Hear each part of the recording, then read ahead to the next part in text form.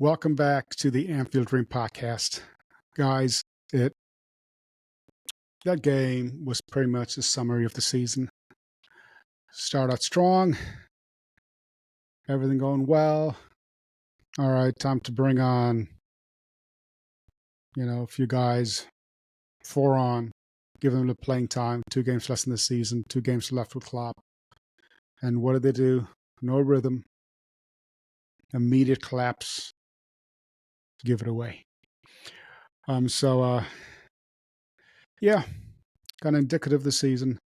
It's I understand, it's just all right, guys, but it's just difficult for me, being a former athlete, a multi-sport athlete, haven't played football most of my life. You never give up, never say die. It didn't matter. You play to the whistle. You keep your shape. I understand some of you just want rhythm. Some of these guys coming on just a little playtime. Existing, it was just shocking. Immediately before come on, it's almost like they're looking at each other. What do you want me to do? Where do you want me to pass? Who do I pass to? What system are we going into? Are we gonna play off triangles? That obviously didn't work. Are we gonna go try bomb down, get it down the wing? That obviously didn't work. It was almost lackadaisical, kind of lazy, no sharpness, just eyes, just rabbit in a headlight eyes, deer in a headlight eyes, just nothing there. You would think these guys would take it serious and try to at least impress, this play for a spot, playing time with the incoming coach. Because the incoming coach is watching every single thing. And oh, by the way, you guys know what's happening, right? I've seen this, as an American. Actually, I'm just a world citizen, but I'm an American. I've lived, 31 years of my life overseas, lived all across the planet, played football, just involved, with so many different cultures, all the major footballing continents. I played with these folk.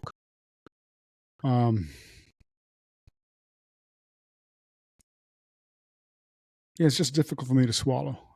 It's just difficult. How do you give away, just it makes no sense. And we got, like I said, I play with American sports. I understand the culture here. I understand how extremely competitive.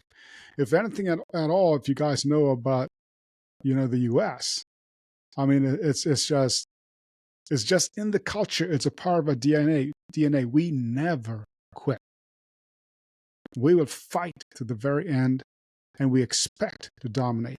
We expect to, fine-tune, look at the data, look at all this kind of stuff. And that's exactly what, Fenway Sports Group is doing. They're taking this next level. They're going to a multi-team, format. They're looking at leagues all across the planet. They're looking at, the player development has been great, but now they want to, and instead of us, getting players from other people's academies, have a multi-team format and then develop our own talent and, give our kids, playing time at the highest level. Playing for Liverpool, someone who need to develop instead of sending them off to a Hull City or to RB Leipzig, send them to one of our own teams where they get playing time there. And create champions, a winning culture in multiple leagues. And, it's pretty phenomenal, guys. It's when you look at the team they put together, they've got some really, top tier, top drawer, development talent that they brought in. Edwards obviously is back. Hughes was signed by him. And guess who's back? Julian is back. And then we got Martinez, the Portuguese connection. Oh, by the way, 2 of the 4, 3 of the 4, all 4 have experience with the most dominant British sides of the last decade, being Liverpool and Man City.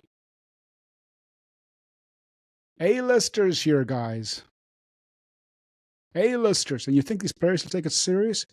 I know it was wonderful having a father figure in Klopp, and we will miss him forever. People will appreciate what Klopp did and who he is, once he's gone. But that is, he is one of the last of a different philosophy altogether. Going forward, it's going to be highly competitive. It's going to be ruthless. It's going to be, looking at all the data. It's not looking at the names. It's not looking at playing the atmosphere or the occasion. It's about hard data. Hard data. You look at U.S. sports; they have no problem selling a quote unquote star or a former star or a former star who got injured, who could potentially could get back, but hasn't produced numbers. They have no problem trading them even to a direct competitor. Because why? They've already got another individual, a star in the making, or an already established star who's putting out the numbers. It is going to be all about the numbers. It's going to be, you don't perform, it doesn't matter who you are, what you did. I mean, everything's appreciated. They retire your jersey, retire your numbers, stick you in the Hall of Fame, but it's all about winning culture. And for those of you, my family and friends in the UK, a lot of you guys have visited here, and you get it. But I'm telling you, just watch out. I fully expect Liverpool to remain at the top and dominate. I understand, the play here that FFG is doing, because I've seen them. I've seen what they did, with the whole data situation. 1990, the Cincinnati Reds swept the Oakland A's. That time frame, a little movie came out, the whole Moneyball thing, and then of course, one of the A players from Hollywood, play that role. You guys have seen the movie, right? Well, Brad Pitt, and then he decided to, stay with the A's, but that philosophy was picked up by John Henry, and the rest is history, right? Breaking the curse of the Bambino. Any of you guys, you understand, the situation with the Major League Baseball and that history, and turning, healthy business concepts with healthy profit, as well as being competitive. That is how, and this is where, with caps, with competitive wages, with all that kind of stuff, that works here with the NFL, that works with a lot of US-based teams. It is different in European culture, and it's certainly different in British culture. But that keeps teams and players motivated because it's performance-based, and it keeps things very competitive. So there are systems like that would go very, very well in the British system. Because what happens is, in the British system, the European system at large, is when you get, dominant financial institutions, whether state held directly, indirectly, or by mega groups that seemingly have, quote unquote, unlimited pockets. They can simply just pick the best of the best, the creme de la creme, just literally buy, quote unquote, success, and, try to put stuff together.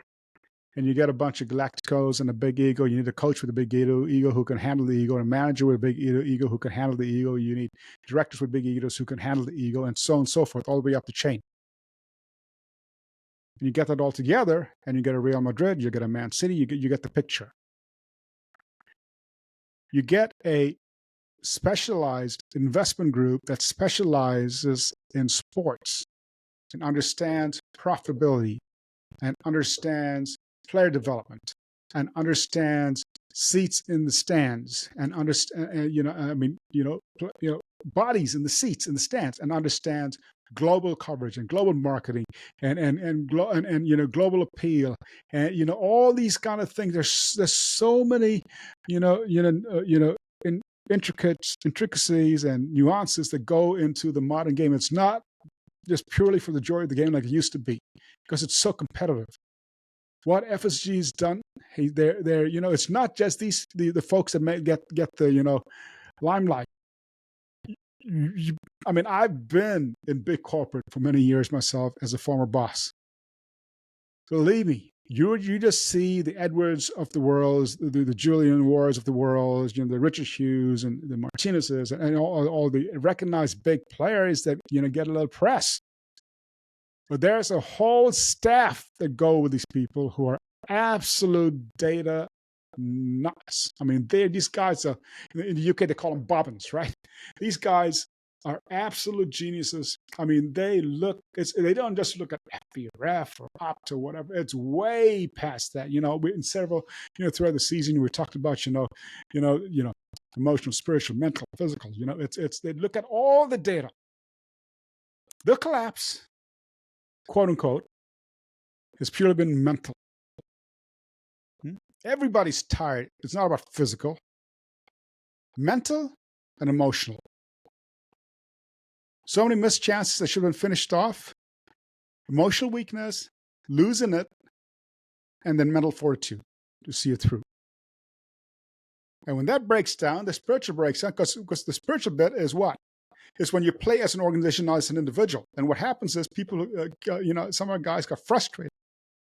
Instead of being the cohesive team that was banging in goals for fun, the most prolific front line of strikers, they want to be in individual issues and want to be finger pointing and people getting upset and screaming at coaches and screaming at each other and pointing and this and that and frustration throughout. What used to be a team total defense was like, oh, but those guys, and you saw what happened. They started to pull together, and now technically we have pretty much the entire team back, pretty much, but no rhythm. And if we were fighting for the title at this point, still in it, believe me, those four guys would not have come on. That game was, you could have easily seen it out. But of course, it's Klopp's farewell, and excuse me, guys. So anyway, guys, it's all in all, considering what the predictions were at the beginning of the season, obviously, the boys have done really, really well. I'm super proud of them. We've all had our frustrations. We all wanted more. They wanted more. There was so much more to give. But these guys hang in there, and there's not too much change. Keep the core together. There's so much going for these guys. This is huge experience. And what happens is, if you look at the history of Liverpool, when they come so close to next season, they really kill it, guys. Remember? Champions League, Premier League, miss it by a point and come back and then and win one and win the other. Liverpool knows how to get the job done. Improvement, raise it's to compare 1.0 to 2.0. Sadio, Bobby, Salah in their prime, all three Centurion plus. Bobby's control and understanding and vision and tricks and flicks and all that he did, phenomenal, world class. Sadio getting that fire in his belly and just banging in goals. Mo getting his fire in his belly and just banging in goals. And remember the season when even Bobby had 23? It's just, guys, that's what I was looking for, and that's what we were spoiled with, right? It hasn't quite happened. Mo isn't the Mo that he was, back then in 1.0. Lucho gives a lot, but it's just a little end product. Nunes is just emotional, mental. He has to get that together. Gakpo is showing signs.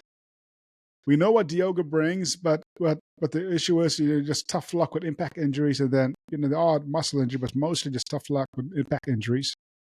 You get the occasional brilliance. Harvey, I'm very, very, very, excited about Harvey. He's starting to turn that where he is going to be something special, guys. So it started with a bang and then fizzled out, confidence, injury, and all that. He just never did recover. Just Maka, it just faded towards the end. Endo faded towards the end. There were some moments of brilliance show where you saw, some good tackles, some good stops from Endo. So the same thing, Maka, but he also gave away that goal just by lazy playing out of the back. Come on, guys. Are you serious? Just minutes left. What are you doing? For me, Kwanzaa, my man of the match. Kwanzaa, my man of the match.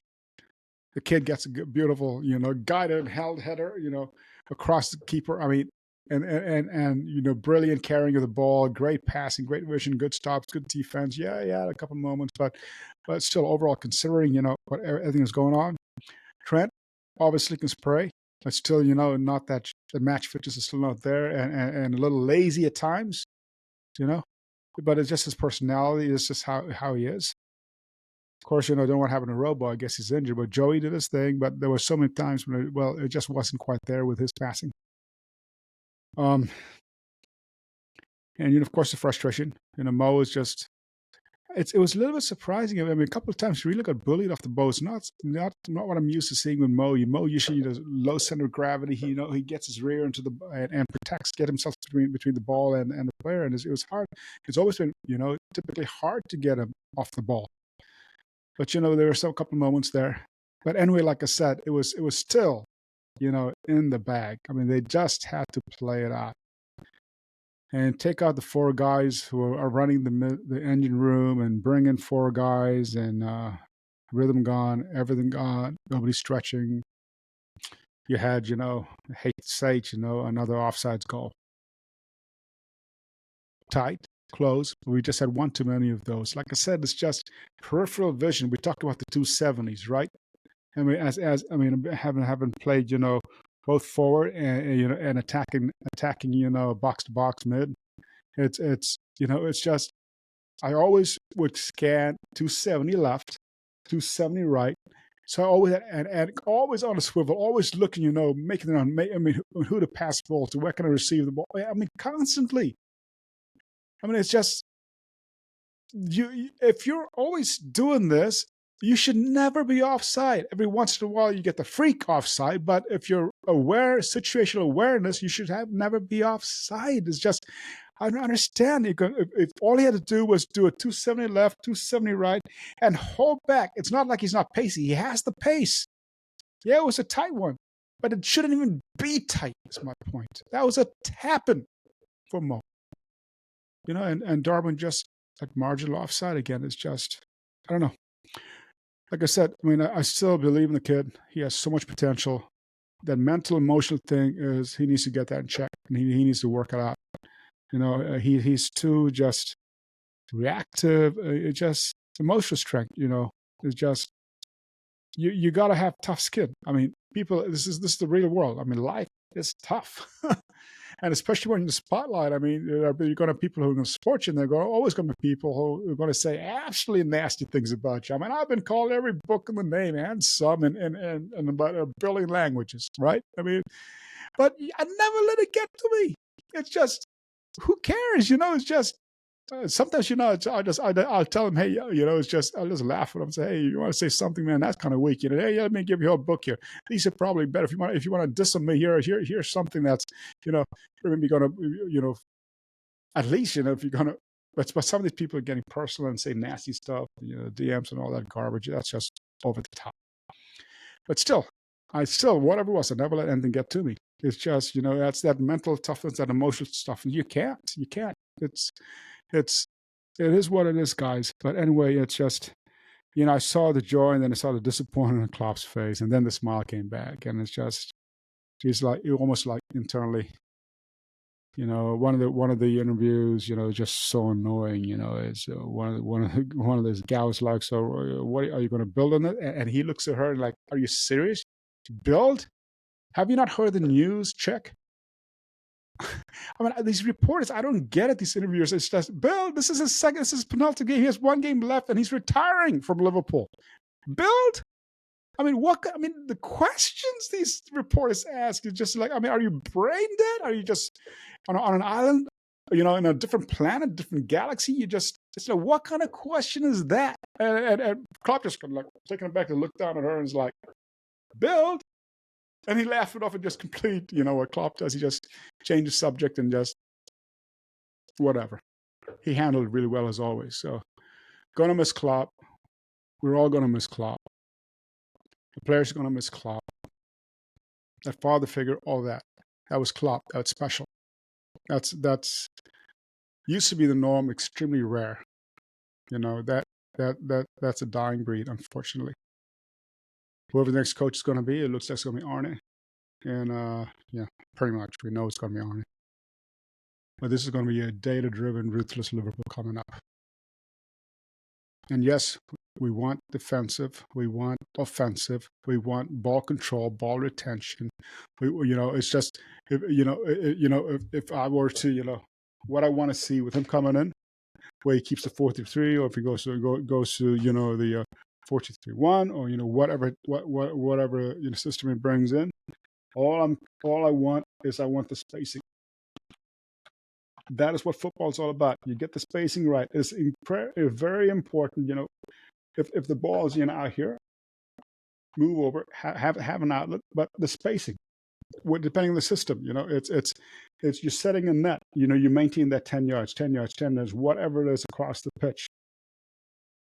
And you keep your angles right, guys. Remember all your theorems, remember all that, guys? Yeah, that's what you do in football.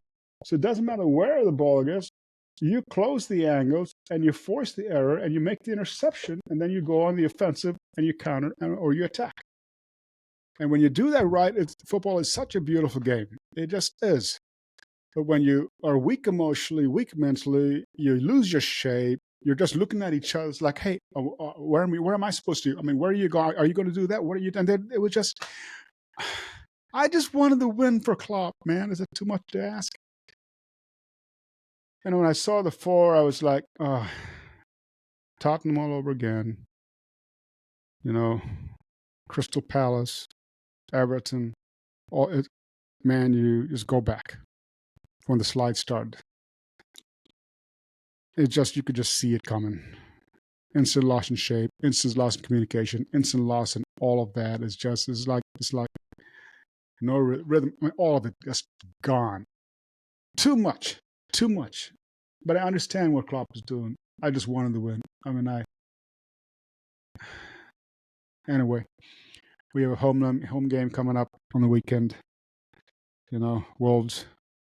Hopefully the boys will actually get it together. Everybody get their play time.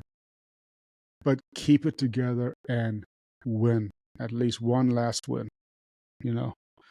Even a draw will get them to the 80-point mark, which is, phenomenal for most teams, but it's not good enough for Liverpool. So anyway, guys, just appreciate y'all. And some of you guys have been asking. A lot of people have been sending me, DMs or whatever. And yeah, I have major surgery coming up right after the season. I've been hanging in there the best I can.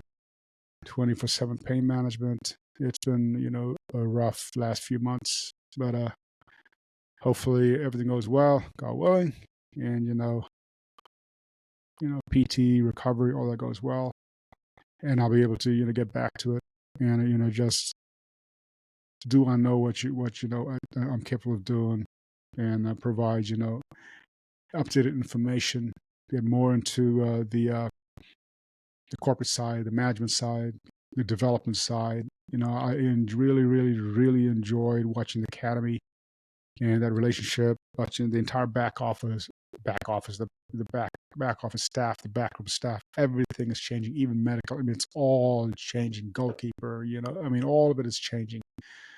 And I know the folks at FSG have brought in and trusted them to represent them, at all the events. Will bring in top-notch people. I'm quite confident that. I see some of these other podcasters on YouTube and other platforms. Some are very cynical, some are very negative, some are very, it's just that's just not how I'm wired. I'm a warrior and a champion. I expect to win. That's just my mentality in life. It always has been that way. And it's just never die, never give up. Fight to the end, play to the whistle. No laziness, no jogging back, none of that. Full tilt all the way. It's just, and I hope these guys finally learn to play the net. It's just, you can't go 100 full throttle for 90 minutes. just you watch it with City, you watch it with Real Madrid, you watch with the other teams who are also very aggressive. But what they do is they give they get a breather throughout the game. They just basically slow it down, ticky tacky, ticky tacky, ticky tacky. All right, everybody got your breath, and then you have your signals, that they run, and as soon as the sign's given, boom, you get a runner, and you're back immediately in the offensive mode. And you go full tilt for a bit, then you come back, ball control, everybody catch your breath, then full tilt again, come back. It's you sometimes have to slow down to speed up. Slow down to speed up. Anyway, you'll never walk alone. I love you guys, appreciate you guys. Thank you for all the support this year, and especially from a personal note. With all my, I've had some really serious health issues, guys, and I really appreciate all the support. And you'll never walk alone. No matter what, you will never walk alone. Gotta miss Jurgen, but bring it on. It's time to move on. It's time to get ruthless. It's time to put all the cynical and all this negative vibes gone out. Stay positive. Stay focused. Get the emotional, spiritual, mental, physical thing back. Get these people strong. Do whatever you got to do. Just get them strong. Get them practicing. And I'm going to see the boys here when they come to South Carolina. Against Man U, and I hope they whoop those Mancs. I can't stand anything else out of Manchester, and I can't stand anything out of London. I just can't. And anyway, so you'll never walk alone. We'll talk soon. One more game over the weekend, home game. Boys, get it done for the gaffer. Let's go.